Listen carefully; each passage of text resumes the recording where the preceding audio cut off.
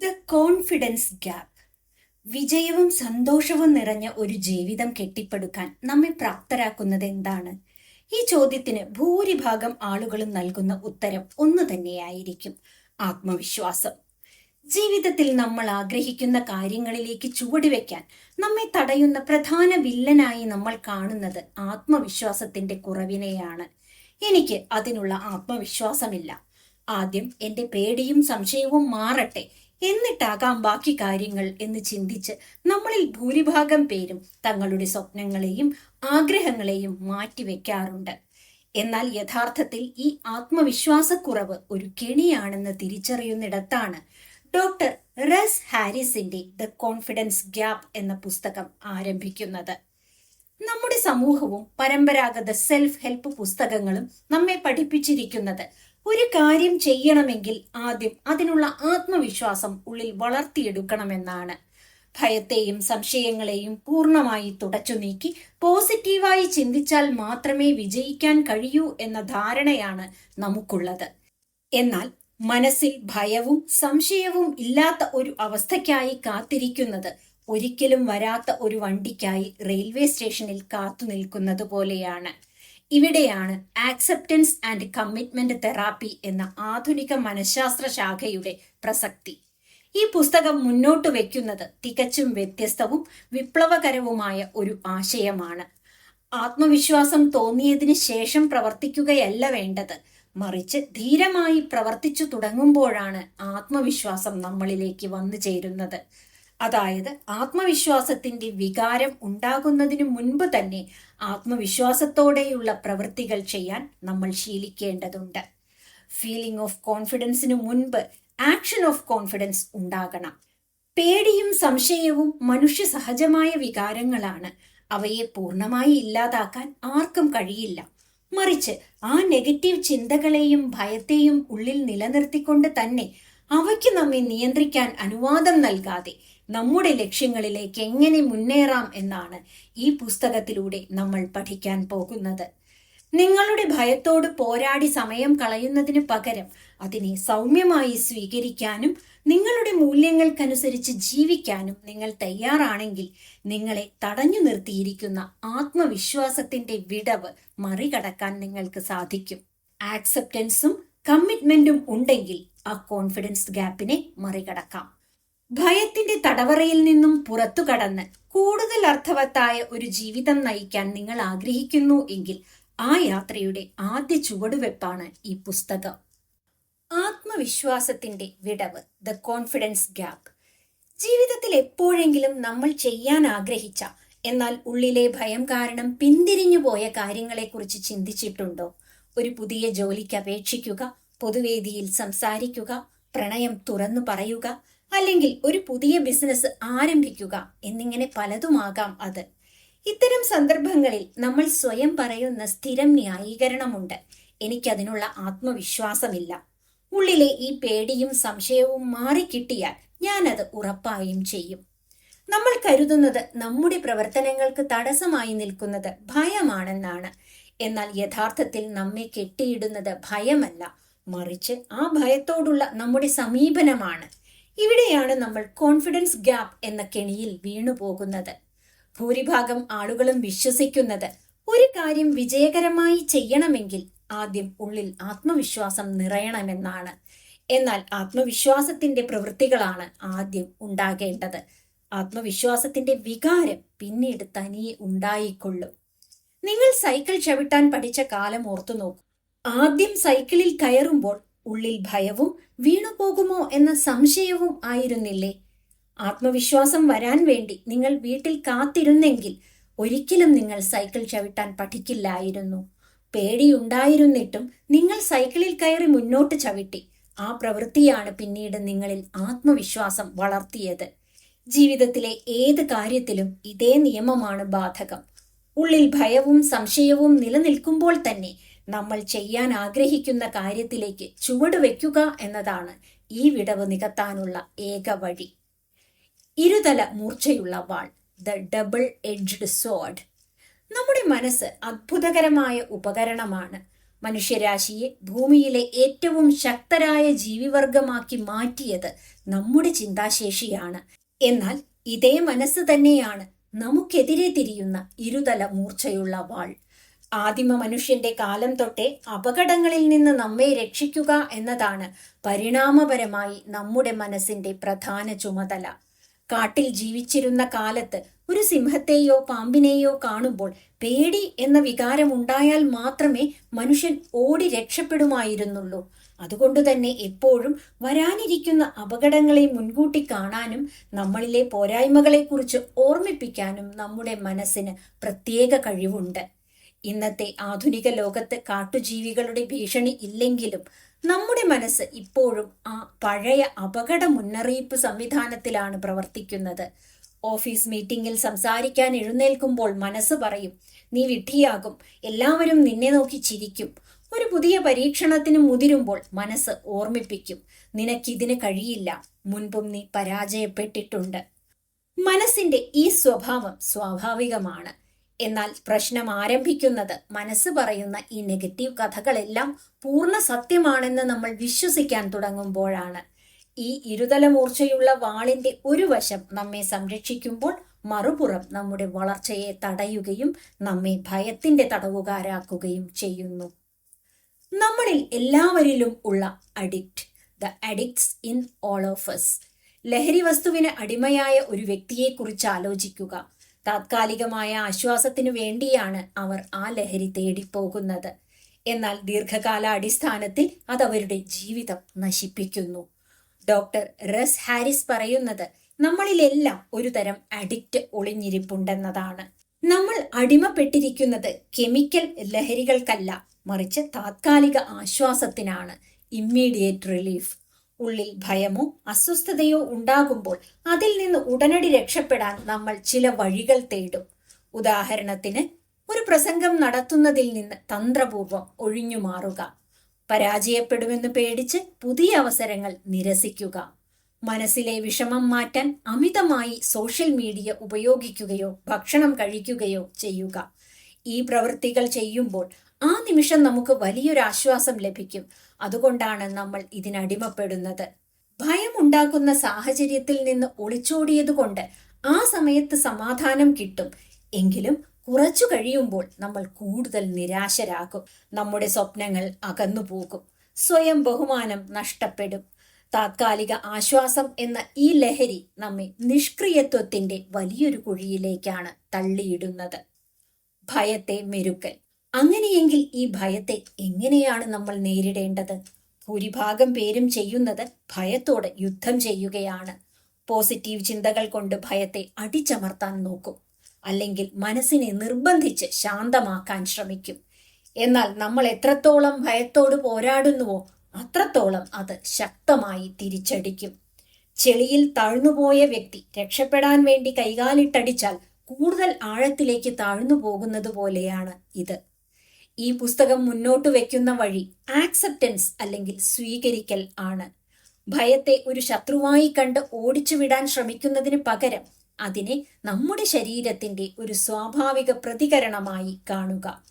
ഭയത്തെ ഇല്ലാതാക്കാൻ ശ്രമിക്കരുത്, പകരം അതിന് നമ്മുടെ മനസ്സിലും ശരീരത്തിലും അല്പം സ്ഥലം അനുവദിക്കുക. എനിക്കിപ്പോൾ ഭയമുണ്ട്, അത് സാരമില്ല എന്ന് സ്വയം സമ്മതിക്കുക. ഭയത്തെ മാറ്റിവെച്ചിട്ട് കാര്യങ്ങൾ ചെയ്യാം എന്ന് വിചാരിക്കാതെ ഭയത്തെയും കൂടെ കൂട്ടിക്കൊണ്ട് നമ്മൾ ചെയ്യേണ്ട കാര്യത്തിലേക്ക് ശ്രദ്ധ കേന്ദ്രീകരിക്കുകയാണ് വേണ്ടത്. ഭയത്തെ നേരിടാനുള്ള ഏറ്റവും മികച്ച വഴി അതിനോട് യുദ്ധം ചെയ്യലല്ല, മറിച്ച് അതിനോടുള്ള നമ്മുടെ ബന്ധം മാറ്റുക എന്നതാണ്. ജീവിതമാകുന്ന കളി, പ്ലേയിങ് ദ ഗെയിം. ജീവിതത്തെ ഒരു ഗെയിം പോലെ കാണുക. ഏതൊരു കളിക്കളത്തിലും ഇറങ്ങുമ്പോൾ ജയവും തോൽവിയും ഉണ്ടാകാം, പരിക്കേൽക്കാനുള്ള സാധ്യതയുണ്ടാകാം.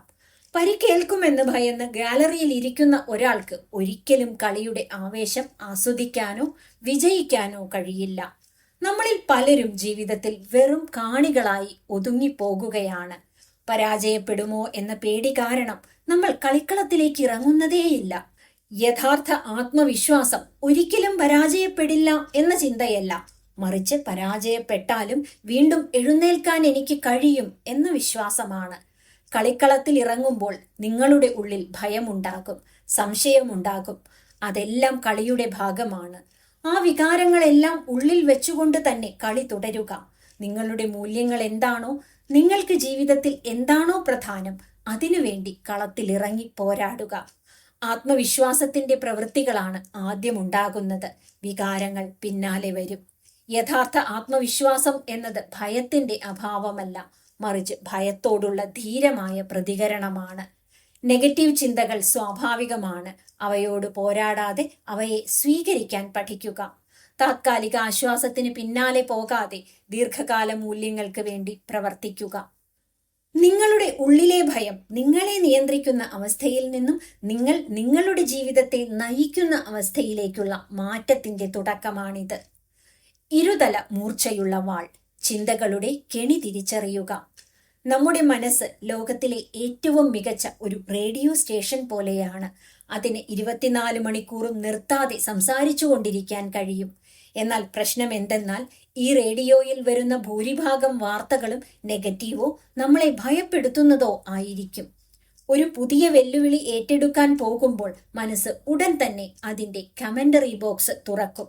നീ ഇതിനു മുമ്പ് പരാജയപ്പെട്ടിട്ടുണ്ട്, നിനക്ക് അതിനുള്ള യോഗ്യതയില്ല, മറ്റുള്ളവർ നിന്നെ പരിഹസിക്കും.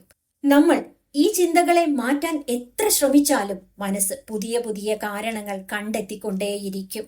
ഇവിടെ നമ്മൾ മനസ്സിലാക്കേണ്ട പ്രധാന കാര്യം, മനസ്സ് എന്നത് ചിന്തകളെ ഉത്പാദിപ്പിക്കുന്ന ഒരു യന്ത്രം മാത്രമാണ് എന്നതാണ്. അതിനെ പൂർണ്ണമായും നിശബ്ദമാക്കുക അസാധ്യമാണ്. അതിനൊപ്പം പോരാടുന്നതിന് പകരം ആ ശബ്ദം അവിടെയുണ്ടെന്ന് തിരിച്ചറിയുകയും എന്നാൽ അതിന് അമിത പ്രാധാന്യം നൽകാതിരിക്കുകയുമാണ് നമ്മൾ ചെയ്യേണ്ടത്. സ്വയം ബഹുമാനത്തിന്റെ കെണി, ദ സെൽഫ് എസ്റ്റീം ട്രാപ്പ്. ആധുനിക ലോകം നമ്മെ എപ്പോഴും പഠിപ്പിക്കുന്നത് ഉയർന്ന ആത്മാഭിമാനം, ഹൈ സെൽഫ് എസ്റ്റീം ഉണ്ടായിരിക്കണം എന്നാണ്. നമ്മളെപ്പോഴും മിടുക്കരാണെന്നും സുന്ദരരാണെന്നും എന്തും ചെയ്യാൻ കെൽപ്പുള്ളവരാണെന്നും സ്വയം വിശ്വസിപ്പിക്കാൻ പരമ്പരാഗത സ്വയം സഹായ തത്വങ്ങൾ ആവശ്യപ്പെടുന്നു. എന്നാൽ റസ് ഹാരിസ് ഇതിനെ ഒരു വലിയ കെണി എന്നാണ് വിശേഷിപ്പിക്കുന്നത്. എന്തുകൊണ്ടാണ് സ്വയം ബഹുമാനം ഒരു കെണിയാകുന്നത്? കാരണം അതെപ്പോഴും ഒരു വിലയിരുത്തലാണ്. നമ്മൾ നമ്മളെ തന്നെ നല്ലവനെന്നോ മോശക്കാരൻ എന്നോ ലേബൽ ഒട്ടിക്കുകയാണ് അവിടെ ചെയ്യുന്നത്. ഇന്ന് നമ്മൾ ഒരു കാര്യം നന്നായി ചെയ്താൽ നമ്മുടെ ആത്മാഭിമാനം ഉയരും. എന്നാൽ നാളെ ഒരു പരാജയം സംഭവിച്ചാൽ അത് തകർന്നടിയും. അതായത് നമ്മുടെ സന്തോഷം ബാഹ്യമായ വിജയങ്ങളെ ആശ്രയിച്ചിരിക്കുന്നു. ഇതിനു പകരമായി പുസ്തകം മുന്നോട്ട് വയ്ക്കുന്നത് സ്വയം സ്വീകാര്യത, സെൽഫ് ആക്സെപ്റ്റൻസ് എന്ന ആശയമാണ്. നമ്മളിലെ പോരായ്മകളും പരാജയങ്ങളും ഉൾപ്പെടെ നമ്മെ മുഴുവനായി സ്വീകരിക്കുക. ഞാൻ തികഞ്ഞവനല്ല എന്ന യാഥാർത്ഥ്യം ഉൾക്കൊള്ളുമ്പോൾ നമ്മൾ നമ്മളെ വിലയിരുത്തുന്നത് അവസാനിപ്പിക്കുകയും സ്വയം ബഹുമാനത്തിന്റെ കെണിയിൽ നിന്ന് മോചിതരാകുകയും ചെയ്യും. ഇടപെടലിന്റെ നിയമങ്ങൾ, ദ റൂൾസ് ഓഫ് എൻഗേജ്മെന്റ്. നമ്മുടെ ഉള്ളിൽ വരുന്ന നെഗറ്റീവ് ചിന്തകളോട് നമ്മൾ എങ്ങനെയാണ് പ്രതികരിക്കുന്നത്? ഭൂരിഭാഗം ആളുകളും 2 രീതികളാണ് അവലംബിക്കാറുള്ളത്. ഒന്നുകിൽ ആ ചിന്തകളോട് യുദ്ധം ചെയ്യും, അവ തെറ്റാണെന്ന് തെളിയിക്കാൻ നോക്കും. അല്ലെങ്കിൽ ആ ചിന്തകൾ പറയുന്നത് പൂർണ്ണമായി വിശ്വസിച്ച് കീഴടങ്ങും. ഈ 2 രീതികളും നമ്മെ കൂടുതൽ ദുരന്തത്തിലേക്കാണ് നയിക്കുക. ഇവിടെയാണ് ഡിഫ്യൂഷൻ എന്ന മനഃശാസ്ത്ര തന്ത്രം കടന്നുവരുന്നത്. ചിന്തകളുമായി നമ്മൾ ഒട്ടിപ്പിടിച്ചിരിക്കുന്ന അവസ്ഥയാണ് ഫ്യൂഷൻ എന്ന് വിളിക്കുന്നത്. ഉദാഹരണത്തിന്, ഞാൻ ഒരു പരാജയമാണ് എന്ന ചിന്ത വരുമ്പോൾ അത് പൂർണ്ണ സത്യമാണെന്ന് നമ്മൾ വിശ്വസിക്കുന്നു. എന്നാൽ ഡിഫ്യൂഷനിലൂടെ നമ്മൾ ആ ചിന്തയിൽ നിന്ന് അല്പം അകലം പാലിക്കാൻ പഠിക്കുന്നു. ഞാൻ ഒരു പരാജയമാണ് എന്ന് ചിന്തിക്കുന്നതിന് പകരം ഞാൻ ഒരു പരാജയമാണ് എന്നൊരു ചിന്ത എൻ്റെ മനസ്സിൽ വരുന്നുണ്ട് എന്ന് മാറ്റി ചിന്തിക്കുക. ഈ ചെറിയ മാറ്റം നിങ്ങളുടെ ചിന്തയും നിങ്ങളും തമ്മിൽ ഒരു അകലമുണ്ടാക്കും. ചിന്തകൾ വെറും വാക്കുകൾ മാത്രമാണെന്നും അവയ്ക്ക് നിങ്ങളെ നിയന്ത്രിക്കാനുള്ള ശക്തി ഇല്ലെന്നും ബോധ്യപ്പെടുന്ന നിമിഷമാണിത്. റോസാപ്പൂക്കളുടെ സുഗന്ധം അറിയുക, സ്മെൽ ദ റോസസ്. ഭയവും സ്വയം സംശയവും നമ്മെ പിടികൂടുമ്പോൾ നമ്മൾ വർത്തമാനകാലത്തിൽ നിന്നും പ്രസന്റ് മൊമെന്റിൽ നിന്നും പൂർണ്ണമായും അകന്നുപോകും. ഒന്നുകിൽ നമ്മൾ ഭൂതകാലത്തിലെ പരാജയങ്ങളെക്കുറിച്ചോർത്ത് വിഷമിക്കും, അല്ലെങ്കിൽ ഭാവിയിൽ സംഭവിക്കാൻ പോകുന്ന അപകടങ്ങളെക്കുറിച്ചോർത്ത് ഉത്കണ്ഠപ്പെടും. ഇതിനിടയിൽ നമ്മുടെ മുന്നിലുള്ള ജീവിതത്തെ ആസ്വദിക്കാൻ നമ്മൾ മറന്നുപോകും. വർത്തമാനകാലത്തിൽ ജീവിക്കുക. മൈൻഡ്ഫുൾനെസ് എന്നത് ആത്മവിശ്വാസം വളർത്തുന്നതിൽ വളരെ പ്രധാനമാണ്. നിങ്ങളുടെ മനസ്സ് ഭാവിയെക്കുറിച്ചുള്ള ആശങ്കകളിൽ കാടുകയറുമ്പോൾ ബോധപൂർവം നിങ്ങളുടെ ശ്രദ്ധയെ ഈ നിമിഷത്തിലേക്ക് തിരികെ കൊണ്ടുവരിക. നിങ്ങളുടെ ശ്വാസത്തിലേക്ക് അല്ലെങ്കിൽ നിങ്ങളുടെ ചുറ്റുമുള്ള ശബ്ദങ്ങളിലേക്ക് ശ്രദ്ധ കേന്ദ്രീകരിക്കുക. ഈ നിമിഷത്തിൽ ഉറച്ചു നിൽക്കാൻ പഠിക്കുമ്പോൾ ഭാവിയെക്കുറിച്ചുള്ള ഭയം നിങ്ങളെ തളർത്തുകയില്ല. മാനസിക പുകമഞ്ഞ്, സൈക്കോളജിക്കൽ സ്മോഗ്. നമ്മുടെ ഉള്ളിലെ നെഗറ്റീവ് ചിന്തകളും ഭയവും അമിതമാകുമ്പോൾ അത് നമ്മുടെ മനസ്സിൽ വലിയൊരു പുകമഞ്ഞ് സൃഷ്ടിക്കും. ഈ പുകമഞ്ഞ് കാരണം നമുക്ക് മുന്നോട്ടുള്ള വഴി വ്യക്തമായി കാണാൻ കഴിയാതെ വരുന്നു. എന്ത് ചെയ്യണം, എങ്ങോട്ട് പോകണം എന്നറിയാതെ നമ്മൾ വഴിമുട്ടി നിൽക്കും.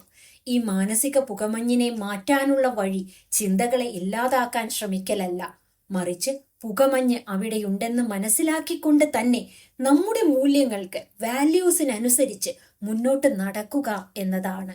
കാറ്റുള്ളപ്പോൾ നമ്മൾ വണ്ടി പൂർണ്ണമായി നിർത്താറില്ല, മറിച്ച് വേഗത കുറച്ച് ശ്രദ്ധയോടെ മുന്നോട്ട് പോകാറാണ് പതിവ്. അതുപോലെ മനസ്സിൽ സംശയങ്ങളുടെ പുകമഞ്ഞ് പടരുമ്പോഴും നമ്മൾ ചെയ്യേണ്ട പ്രവൃത്തികളിൽ ശ്രദ്ധ കേന്ദ്രീകരിച്ച് പതുക്കെ മുന്നോട്ട് നീങ്ങുക. നമ്മുടെ മനസ്സ് പറയുന്ന കഥകളെല്ലാം വിശ്വസിക്കേണ്ടതില്ല. മനസ്സ് ഇരുതല മൂർച്ചയുള്ള വാളാണ്. അത് തരുന്ന നെഗറ്റീവ് ചിന്തകളിൽ നിന്ന് ഡിഫ്യൂഷൻ വഴി അകലം പാലിക്കാനും വർത്തമാനകാലത്തിലേക്ക് ശ്രദ്ധ തിരിക്കാനും പഠിക്കുന്നതിലൂടെ ആ വാളിന്റെ മൂർച്ചയിൽ നിന്ന് നമുക്ക് സ്വയം പരിരക്ഷിക്കാൻ സാധിക്കും. നിങ്ങളെ മുന്നോട്ട് നയിക്കുന്നത് എന്താണ്? ലക്ഷ്യബോധത്തിന്റെ ഇന്ധനം. മനസ്സിൽ പേടിയും മടിയും തോന്നുമ്പോൾ മുന്നോട്ട് നീങ്ങാൻ നമ്മളെ പ്രേരിപ്പിക്കുന്ന ആ ഇന്ധനം എന്താണ്? ഭൂരിഭാഗം ആളുകളും കരുതുന്നത് അതിന് മോട്ടിവേഷൻ അല്ലെങ്കിൽ നല്ലൊരു മാനസികാവസ്ഥ വേണം എന്നാണ്. എന്നാൽ വികാരങ്ങൾ എപ്പോൾ വേണമെങ്കിലും മാറി മറിയാം. ഇന്ന് തോന്നുന്ന മോട്ടിവേഷൻ നാളെ ഉണ്ടാകണമെന്നില്ല. അതുകൊണ്ട് തന്നെ മാറിക്കൊണ്ടിരിക്കുന്ന വികാരങ്ങൾക്ക് നമ്മുടെ ജീവിതത്തിന്റെ സ്റ്റിയറിംഗ് കൊടുക്കാൻ കഴിയില്ല. ഇവിടെയാണ് ഡോക്ടർ റസ് ഹാരിസ് മൂല്യങ്ങൾ അഥവാ വാല്യൂസ് എന്ന ആശയത്തെ പരിചയപ്പെടുത്തുന്നത്. നിങ്ങളുടെ ജീവിതത്തിൽ നിങ്ങൾക്ക് ഏറ്റവും പ്രധാനപ്പെട്ട കാര്യങ്ങൾ എന്തൊക്കെയാണ്? നിങ്ങൾ എങ്ങനെയുള്ള ഒരു വ്യക്തിയായി ജീവിക്കാനാണ് ആഗ്രഹിക്കുന്നത്? ഉദാഹരണത്തിന്, സ്നേഹമുള്ളവനാകുക, ധീരനാകുക, മറ്റുള്ളവരെ സഹായിക്കുക, കഠിനാധ്വാനം ചെയ്യുക എന്നിവയെല്ലാം മൂല്യങ്ങളാണ്. വികാരങ്ങൾ താത്കാലികങ്ങളാണ്, എന്നാൽ മൂല്യങ്ങൾ ശാശ്വതമാണ്. ഒരു കോമ്പസ് വഴി കാണിക്കുന്നത് പോലെ ജീവിതത്തിലെ കഠിനമായ സാഹചര്യങ്ങളിലും നമ്മൾ ഏത് ദിശയിലേക്ക് പോകണം എന്ന് തീരുമാനിക്കുന്നത് നമ്മുടെ മൂല്യങ്ങളാണ്. ഉള്ളിൽ ഭയത്തിന്റെ കൊടുങ്കാറ്റടിക്കുമ്പോഴും മുന്നോട്ട് നടക്കാൻ നമുക്ക് ആവശ്യമായ യഥാർത്ഥ ഇന്ധനം നൽകുന്നത് ഈ മൂല്യങ്ങളാണ്. വിജയത്തിന്റെ കെണി, ദ സക്സസ് ട്രാപ്പ്. നമ്മുടെ സമൂഹം വിജയത്തെ അളക്കുന്നത് എപ്പോഴും ഫലങ്ങളെ, ഔട്ട്കംസിനെ അടിസ്ഥാനമാക്കിയാണ്. നല്ലൊരു ജോലി കിട്ടുക, ഒരുപാട് പണം സമ്പാദിക്കുക, മത്സരങ്ങളിൽ ഒന്നാമനാകുക എന്നിവയൊക്കെയാണ് വിജയത്തിന്റെ മാനദണ്ഡങ്ങളായി നമ്മൾ കാണുന്നത്. ഇതിനെയാണ് റസ് ഹാരിസ് വിജയത്തിന്റെ കെണി എന്ന് വിളിക്കുന്നത്. എന്തുകൊണ്ടാണ് ഇത് ഒരു കെണിയാകുന്നത്? കാരണം പലപ്പോഴും ഈ ഫലങ്ങൾ നമ്മുടെ പൂർണ്ണമായ നിയന്ത്രണത്തിലല്ല. എത്ര നന്നായി പഠിച്ചാലും പരീക്ഷാ ദിവസം അസുഖം വന്നാൽ വിചാരിച്ച ഫലം കിട്ടിക്കൊള്ളണം എന്നില്ല. നമ്മൾ ഫലങ്ങളിൽ മാത്രം ശ്രദ്ധ കേന്ദ്രീകരിക്കുമ്പോൾ അത് കിട്ടാതെ വരുമ്പോൾ നമ്മൾ പൂർണ്ണമായി തകർന്നു പോകും. ഇത് ഭാവിയിൽ പുതിയ കാര്യങ്ങൾ ചെയ്യാൻ പോകുമ്പോൾ ഭയവും ഉത്കണ്ഠയും വർദ്ധിപ്പിക്കും. ഈ കെണിയിൽ നിന്ന് രക്ഷപ്പെടാനുള്ള വഴി പ്രോസസ്സിൽ ശ്രദ്ധ കേന്ദ്രീകരിക്കുക എന്നതാണ്. ഫലം എന്തായാലും ഞാൻ എൻ്റെ മൂല്യങ്ങൾക്കനുസരിച്ചാണോ പ്രവർത്തിച്ചത് എന്ന് സ്വയം ചോദിക്കുക. ഉദാഹരണത്തിന്, ഒരു മത്സരത്തിൽ ജയിക്കുക എന്നത് നിങ്ങളുടെ നിയന്ത്രണത്തിലല്ല, എന്നാൽ എൻ്റെ പരമാവധി നന്നായി പരിശ്രമിക്കുക എന്നത് നിങ്ങളുടെ നിയന്ത്രണത്തിലാണ്. ഫലത്തേക്കാൾ പ്രവൃത്തിയുടെ മൂല്യത്തിനാണ് പ്രാധാന്യം നൽകുന്നത് എങ്കിൽ പരാജയഭീതി നമ്മെ അലട്ടുകയില്ല. മാന്ത്രിക പശ, മാജിക് ക്ലൂ. നമ്മുടെ മൂല്യങ്ങൾ എന്തൊക്കെയാണെന്ന് തിരിച്ചറിഞ്ഞതുകൊണ്ട് മാത്രം കാര്യമായില്ല. അവയെ നമ്മുടെ പ്രവൃത്തികളിലേക്ക് കൊണ്ടുവരേണ്ടതുണ്ട്. ലക്ഷ്യബോധത്തെയും പ്രവൃത്തിയെയും തമ്മിൽ കൂട്ടിയിണക്കുന്ന ആ മാന്ത്രിക പശയാണ് പ്രതിജ്ഞാബദ്ധത, കമ്മിറ്റ്മെന്റ്. പ്രതിജ്ഞാബദ്ധത എന്നാൽ കാര്യങ്ങൾ എളുപ്പമുള്ളപ്പോൾ മാത്രം ചെയ്യലല്ല, മറിച്ച് മനസ്സിൽ കടുത്ത പേടിയും സംശയവും തോന്നുമ്പോഴും പ്രതികൂല സാഹചര്യങ്ങൾ മുന്നിൽ നിൽക്കുമ്പോഴും എൻ്റെ മൂല്യങ്ങൾക്ക് വേണ്ടി ഞാൻ വീണ്ടും വീണ്ടും ചുവടുകൾ വയ്ക്കും എന്ന ദൃഢനിശ്ചയമാണ്. പലരും വിചാരിക്കുന്നത് ആത്മവിശ്വാസം വന്നതിന് ശേഷം മാത്രമേ പൂർണ്ണമായ മനസ്സോടെ കാര്യങ്ങൾ ചെയ്യാൻ പറ്റൂ എന്നാണ്. എന്നാൽ നിങ്ങളുടെ മൂല്യങ്ങളോട് നിങ്ങൾ കാണിക്കുന്ന പ്രതിജ്ഞാബദ്ധതയാണ് നിങ്ങളെ കൊണ്ട് കാര്യങ്ങൾ ചെയ്യിക്കുന്നത്. ആ പ്രവൃത്തികളിലൂടെയാണ് മാന്ത്രിക പശ പോലെ ആത്മവിശ്വാസം നിങ്ങളുടെ ജീവിതത്തിൽ ഒട്ടിപ്പിടിക്കുന്നത്. വികാരങ്ങളുടെ പുറകെ പോകാതെ നിങ്ങളുടെ ജീവിതത്തിലെ മൂല്യങ്ങളെ തിരിച്ചറിയുക എന്നതാണ് പ്രധാന പാഠം.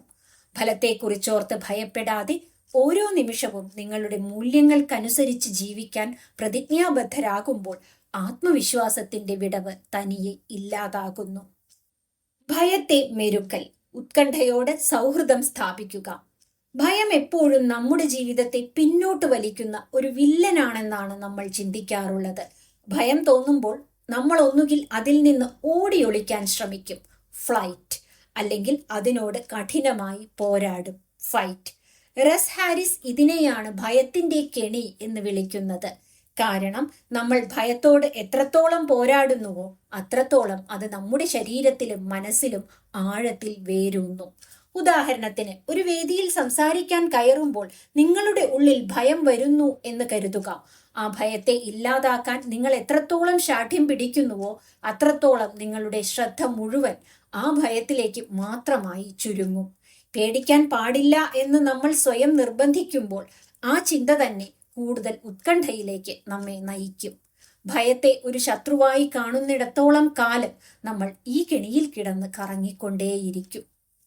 ധാരാളം സ്ഥലം നൽകുക, പ്ലെന്റി ഓഫ് സ്പേസ്.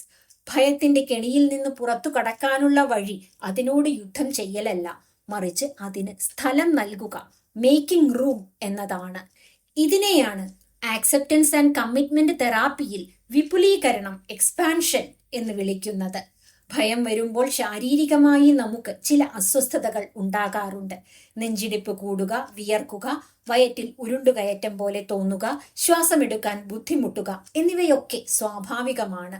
ഈ സന്ദർഭങ്ങളിൽ മനസ്സിനെ ശാന്തമാക്കാൻ ശ്രമിക്കുന്നതിന് പകരം നിങ്ങളുടെ ശരീരത്തിൽ ആ വികാരങ്ങൾക്ക് മാറിയിരിക്കാൻ അല്പം സ്ഥലം അനുവദിക്കുക. നിങ്ങളുടെ ശ്രദ്ധ ആ ശാരീരിക വികാരങ്ങളിലേക്ക് കൊണ്ടുവരിക. അതിനെ ഒരു ശത്രുവായി കാണാതെ കൗതുകത്തോടെ വീക്ഷിക്കുക. ആ വികാരത്തിന് ചുറ്റും നിങ്ങളുടെ മനസ്സിനെ വികസിപ്പിക്കുക, എക്സ്പാൻഡ്. ഈ പേടി ഇപ്പോൾ ഇവിടെയുണ്ട്, അത് മാറാൻ ഞാൻ നിർബന്ധിക്കുന്നില്ല, അതിന് ഇവിടെ ഇരിക്കാൻ ഞാൻ അനുവാദം നൽകുന്നു എന്ന് സ്വയം പറയുക. ഭയത്തിന് നമ്മൾ സ്ഥലം നൽകുമ്പോൾ അതിന്റെ തീവ്രത പതുക്കെ കുറഞ്ഞു വരുന്നതായി കാണാം. നമ്മുടെ ഉള്ളിലെ ഭയത്തെയും ഉത്കണ്ഠയെയും ഒരു കാട്ടുകുതിരയോട് ഉപമിക്കാം. വന്യമായ ഊർജമുള്ള ഒരു കുതിരയാണത്. ഒന്നുകിൽ ആ കുതിര നിങ്ങളെ ചവിട്ടി മെതിക്കാം, അല്ലെങ്കിൽ നിങ്ങൾക്ക് അതിനെ മെരുക്കി അതിനു പുറത്തിരുന്ന് സവാരി ചെയ്യാം. ഭയത്തെ പൂർണ്ണമായി ഇല്ലാതാക്കാൻ കഴിയില്ല, എന്നാൽ ആ ഊർജത്തെ നമ്മുടെ ലക്ഷ്യങ്ങൾക്കു വേണ്ടി തിരിച്ചുവിടാൻ നമുക്ക് സാധിക്കും. വലിയ കായിക താരങ്ങളും പ്രഭാഷകരും ഒക്കെ വേദിയിൽ ഇറങ്ങുന്നതിന് തൊട്ടു മുമ്പ് കടുത്ത ഉത്കണ്ഠ അനുഭവിക്കുന്നവരാണ്. എന്നാൽ അവർ ആ ഭയം തങ്ങളെ തളർത്താൻ അനുവദിക്കാറില്ല. പകരം ശരീരത്തിലുണ്ടാകുന്ന അഡ്രിനാലിൻ റഷിനെ തങ്ങളുടെ പ്രകടനത്തെ മെച്ചപ്പെടുത്താനുള്ള ഒരു എക്സൈറ്റ്മെന്റ് ആയി അവർ മാറ്റിയെടുക്കുന്നു. കുതിരപ്പുറത്തിരിക്കുമ്പോൾ കുതിര പല ദിശയിലേക്ക് ചാടിയേക്കാം.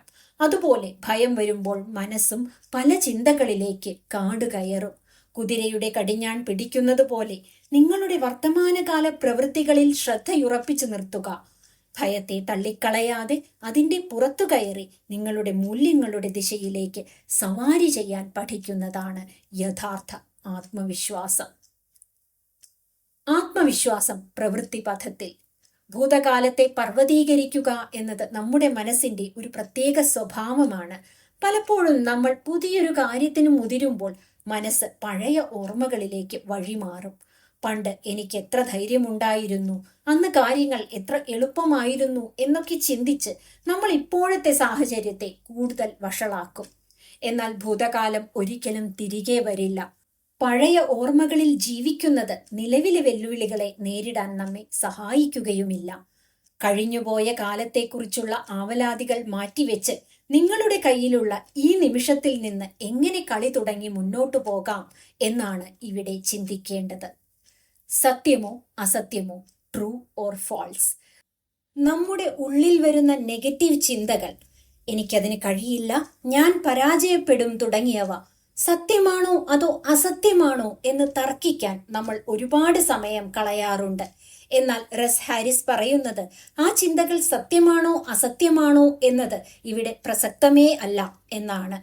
നമ്മൾ നമ്മളോട് തന്നെ ചോദിക്കേണ്ട യഥാർത്ഥ ചോദ്യം ഇതാണ്: ഈ ചിന്തയിൽ വിശ്വസിക്കുന്നത് കൊണ്ട് എനിക്ക് എന്തെങ്കിലും പ്രയോജനമുണ്ടോ? ഒരു ചിന്ത നിങ്ങളെ തളർത്തുകയും മുന്നോട്ടു പോകുന്നതിൽ നിന്ന് തടയുകയും ചെയ്യുന്നു എങ്കിൽ അത് എത്ര വലിയ സത്യമായാലും അതിനെ അവഗണിക്കുക. അത് വെറുമൊരു ചിന്ത മാത്രമാണെന്ന് കണ്ട് അതിൽ നിന്ന് അകലം പാലിക്കുക. പ്രയോജനമില്ലാത്ത ചിന്തകളെ വഴിയിൽ ഉപേക്ഷിക്കുക എന്നതാണ് കളത്തിൽ തുടരാനുള്ള വഴി.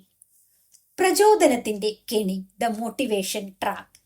പലരും വിചാരിക്കുന്നത് ഒരു കാര്യം ചെയ്യണമെങ്കിൽ ഉള്ളിൽ പ്രചോദനം അഥവാ മോട്ടിവേഷൻ വരണം എന്നാണ്. എനിക്കിന്ന് ജോലി ചെയ്യാൻ ഒരു മോട്ടിവേഷൻ തോന്നുന്നില്ല, അതുകൊണ്ട് നാളെയാകാം എന്ന് പറഞ്ഞ് നമ്മൾ കാര്യങ്ങൾ മാറ്റിവെക്കുന്നു. ഇതാണ് പ്രചോദനത്തിന്റെ കെണി.